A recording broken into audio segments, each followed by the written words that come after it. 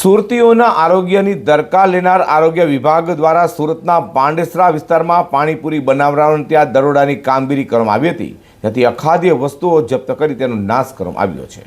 સુરતના પાંડેસરા વિસ્તારમાં પાણીપુરી અને આલુપુરી બનાવવાના નામે ચાલતું ઝેરનું કારખાનું ઝડપાયું છે, જ્યાં ગટરની ગંદકી વચ્ચે લાખો લોકોના સ્વાસ્થ્ય સાથે ખુલ્લેઆમ ચેડા કરવામાં આવી રહ્યા હતા। ગુલશન નગરના 10થી વધુ ઘરોમાંથી સડેલા બટાકા, ગંદા કપડામાં લપેટેલો માવો અને વારંવાર ગરમ કરવાથી ડામર જેવું કાળું પડી ગયેલું ઝેરી તેલ વાપરીને ખાદ્ય સામગ્રી તૈયાર કરાતી હતી, જે આખા સુરત શહેરમાં સપ્લાય થતી હતી।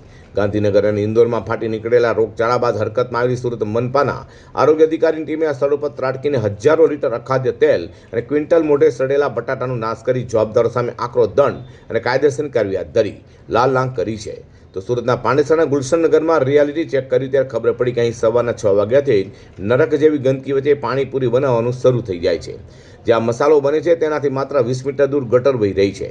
આસપાસ ગંદકીનું એવું સામ્રાજ્ય હતું કે ત્યાં શ્વાસ લેવો પણ મુશ્કેલ હતો, છતાં ત્યાં લોકો માટે ખાદ્ય સામગ્રી તૈયાર થઈ રહી છે।